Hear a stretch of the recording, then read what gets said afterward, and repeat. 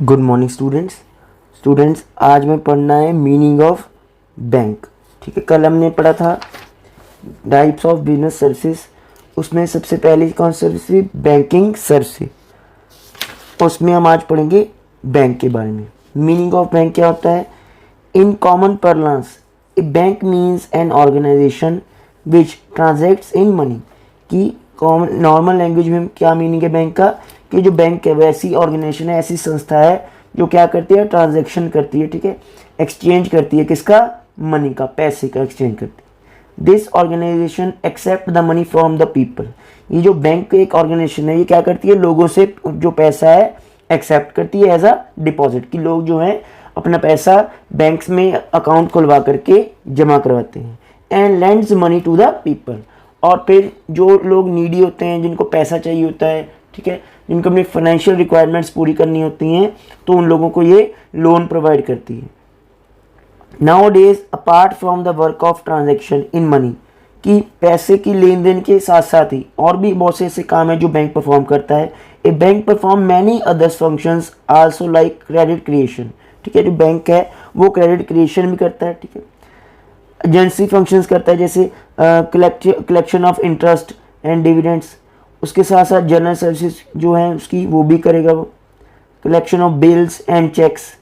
Hence a bank is an organisation which accept deposit. तो bank क्या है? एक ऐसी ऑर्गेनाइजेशन है, ऐसी संस्था है जो कि पैसा, किसी का पैसा जो है उसको एज अ डिपॉजिट एक्सेप्ट करती है। ठीक है, लैंड्स मनी, उधार पर पैसा देगी लोगों को, उसके बदले में उनसे जो है वो इंटरेस्ट चार्ज करेगी। And perform other agency functions, और कुछ एजेंसी फंक्शंस जो हैं, ठीक है, वो भी वो करती हैं। आजकल जो बैंक्स हैं वो इंश्योरेंस भी करवाते हैं। ठीक है, जो बैंक्स हैं वो अगर आप शेयर मार्केट में पैसा इन्वेस्ट करना चाहते हो तो उसके लिए डीमैट अकाउंट भी खुलवाते हैं। तो बैंक क्या है? एक ऐसा इंस्टीट्यूशन है जो कि एक्सेप्ट क्या करता है? डिपॉजिट्स। ठीक है, विड्रॉवल बाय चेक्स। ठीक है, पैसा आप क्या कर सकते हो? बैंक से पैसा आप चेक के थ्रू निकलवा सकते हो, आप बैंक से लोन ले सकते हो। ठीक है, इसके बाद अब हम पढ़ेंगे टाइप्स ऑफ बैंक। ये आप देख पा रहे होंगे, ये पूरा चार्ट बना हुआ है स्टूडेंट। आपको ये चार्ट जो है अपनी कॉपी पर ड्रॉ करके, ठीक है, पूरा इसको बना करके उसकी एक जो पिक्चर है वो मुझे आप सेंड करोगे। आप अपनी फेयर कॉपी पर ये पूरा जो चार्ट है उससे बनाओगे और उसे आप मुझे सेंड करोगे मेरे पर्सनल नंबर के ऊपर। ठीक है, अपना रोल नंबर और नेम भी आप मेंशन करोगे। टाइप ऑफ बैंक कितने तरह के होते हैं स्टूडेंट? देखो, सबसे पहले ये कमर्शियल बैंक। ठीक है, कमर्शियल बैंक, फिर इंडस्ट्रियल बैंक, फिर एग्रीकल्चरल बैंक, फिर आते हैं रीजनल बैंक। ठीक है, उसके बाद आते हैं other apex banking institutions. Commercial bank कौन से होते हैं? दो टाइप के, एक तो हो गए फॉरेन बैंक्स और इंडियन कमर्शियल बैंक्स।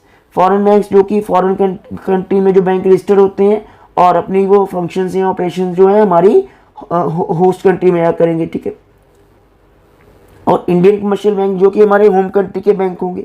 ये आगे इंडियन कमर्शियल बैंक जो है दो टाइप में आते हैं। पहला पब्लिक सेक्टर बैंक और private sector bank. Public sector bank वो बैंक जो कि गवर्नमेंट जिनको ऑन करती है। प्राइवेट बैंक वो होते हैं जिनके जो ऑनर होंगे वो प्राइवेट इंडिविजुअल्स होंगे। फिर उसके बाद इंडस्ट्रियल बैंक्स आते हैं। ठीक है, नेशनल लेवल पर, स्टेट लेवल पर जो कि इंडस्ट्री को ग्रो करने में हेल्प करते हैं, उनको लोन प्रोवाइड करते हैं। फिर एग्रीकल्चर बैंक्स आते हैं। ठीक है, जो कि एग्रीकल्चर सेक्टर के ऊपर प्रायोरिटी रखते हैं। ठीक है, उनकी जो फार्मर्स होंगे, ठीक है, उनके लिए कैसे कैसे नई स्कीम्स लेकर आ सके, उनको लोन प्रोवाइड कर सके ताकि वो टूल्स मशीनरीज को खरीद सके और जो अपना एग्रीकल्चर प्रोड्यूसर है उन्हें उसमें और ज़्यादा ग्रोथ ला सके। फिर रीजनल बैंक्स आते हैं जो कि रीजनल बेस्ड होते बैंक्स होते हैं। रूरल रीजन बैंक, खास करके जो बैंक्स होंगे जो रूरल एरिया में बेस्ड होंगे। फिर आते हैं एपेक्स बैंक, सेंट्रल बैंक हो गया, जैसे आरबीआई हो, रिजर्व बैंक ऑफ इंडिया हो। एग्जिम बैंक हो गया हो, एग्जिम बैंक जो करेंसी बैंक्स होते हैं। फिर नेशनल हाउसिंग बैंक आता है। ठीक है, और industrial reconstruction bank of India आता है। फिर आता है नाबार्ड। ठीक है, सबसे पहले हम पढ़ेंगे classification on the basis of ownership, कि ऑनरशिप के बेसिस पर कौन से बैंक्स जो हैं, ठीक है, इसके बारे में हम जान लेंगे। Bank can be classified on the basis of ownership in following manner. सबसे पहले आएगा public sector bank. Public sector bank कौन से होते हैं? Public sector banks are those banks which are owned by the government.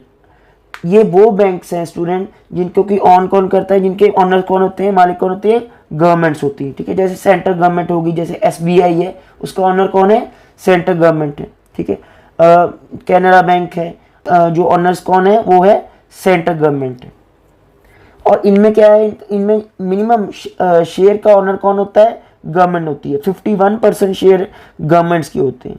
The government alone control than, जो government है पूरी तरह इन बैंक्स को कंट्रोल करती है। ठीक है, in India 14 banks were nationalise in 1969। India में 14 बैंक्स को क्या किया गया था, नेशनलाइज किया गया था 1969, यानी कि इनका राष्ट्रीयकरण किया गया था। एंड 6 इन 1980, और 6 और बैंक जो थे उनको भी नेशनल कर दिया गया था 1980 में। All these banks are known as public sector banks. इन सभी बैंक्स को क्या कहा जाता है, पब्लिक सेक्टर बैंक्स कहा जाता है। इनका मेन ऑब्जेक्टिव क्या होता है, सोशल वेलफेयर, यानी कि कॉमन जो सिटीजन है उनके वेलफेयर के लिए काम करना। ठीक है, इन बैंक्स में क्या होता है स्टूडेंट कि इनमें जो मिनिमम बैलेंस होगा वो काफ़ी कम होगा। अगर आप अकाउंट ओपन करते हो तो उसमें जो आपको एक पैसा जमा करके रखना पड़ता है, मिनिमम अमाउंट जो जमा करके रखना पड़ता है वो काफ़ी कम होता है as compare to the private banks. ठीक है, और इनमें आपको जो इंटरेस्ट है वो भी अच्छा मिलता है। ठीक है, और ये क्या है, ये इन बैंक्स के ऊपर जो है लोगों को ज़्यादा कॉन्फिडेंट होता है कि ये कभी भी आगे जा करके कोई फ्रॉड नहीं करेंगे। ठीक है, the government recently announced A mega merger of bank. Government ने रिसेंटली, ठीक है, क्या किया था, मर्जर किया था, बहुत सारे बैंक्स को एक कर दिया था। ठीक है, after merger now there are 12 public sector bank. और काफ़ी सारे बैंक को जो मर्जर करने के बाद, यानी कि मिला देने के बाद, ठीक है, क्या किया गया, जैसे कि फॉर एग्जांपल एक OBC बैंक था, ओरिएंटल बैंक ऑफ कॉमर्स। ठीक है, उसको मर्ज कर दिया गया था एक बैंक में। ठीक है, तो बहुत सारे बैंक्स को मिला देने के बाद अभी सिर्फ 12 पब्लिक सेक्टर बैंक जो है इंडिया में रह गए हैं। इनके एग्जांपल्स क्या है, list of public sector bank, bank of Baroda, bank of India, bank of Maharashtra, ठीक है, कैनरा बैंक हो गया, उस सेंट्रल बैंक ऑफ इंडिया हो गया, इंडियन बैंक हो गया हो, PNB हो गया हो, SBI, union bank of India हो, ये सभी पब्लिक सेक्टर बैंक्स हैं। अब हम पढ़ेंगे प्राइवेट सेक्टर बैंक के बारे में। The private sector banks are those banks which are owned and controlled by the private sector और सम इंडिविजुअल। ये वो बैंक्स होते हैं स्टूडेंट जिनका ऑनर कौन होगा, कोई कॉमन सिटीजन होगा, कोई प्राइवेट इंडिविजुअल होगा। ठीक है, वो पूरी तरह से इन बैंक को कंट्रोल करता है और उनको मैनेज करता है। सबसे बड़ी एग्जांपल क्या है, HDFC बैंक। ठीक है, सबसे बड़ा बैंक है इंडिया का प्राइवेट सेक्टर में। ठीक है, जिसकी की नियर अबाउट जो एसेट वैल्यूएशन है वो $200 बिलियन तक है। ठीक है, और मार्केट कैपिटलाइजेशन भी इसकी सबसे ज़्यादा है प्राइवेट सेक्टर बैंक के according. Control of any individual और body on this bank depend upon the number of shares held by that individual और प्राइवेट बॉडी। कि इन बैंक्स के ऊपर कंट्रोल कौन करता है, जिसके पास सबसे ज़्यादा उस बैंक के शेयर्स होंगे। ठीक है, their main objective is to earn profit. इनका मेन ऑब्जेक्टिव क्या होता है, प्रॉफिट अर्न करना। ठीक है, ये सोशल वेलफेयर पर कम ध्यान देते हैं और अपने बैंक की ग्रोथ पर, ठीक है, अपने बैंक के जो प्रॉफिट्स हैं उनको बढ़ाने में इन पर इनका जो है ज़्यादा ध्यान रहता है। फिर लास्ट में आते हैं student cooperative bank. The cooperative banks are those banks which are organised by a group of individuals. ये कोऑपरेटिव बैंक्स वो बैंक्स होते हैं स्टूडेंट जिनको कौन ऑर्गेनाइज करता है, ग्रुप ऑफ पीपल। जैसे हमने कोऑपरेटिव सोसाइटीज पढ़ी थी ना पिछले चैप्टर्स में। ठीक है, उसी तरह से लोग क्या करते हैं, वो इकट्ठे होकर के अपना एक ग्रुप बना करके ऐसे बैंक्स को एस्टेब्लिश करते हैं। और उनका मेन मोटिव क्या होता है, अपने मेंबर्स की फाइनेंशियल टर्म्स में उनकी हेल्प करना, फाइनेंशियल उनकी हेल्प करना। ठीक है, the state cooperative bank, the district cooperative bank and the primary loan societies are included in the cooperative banks.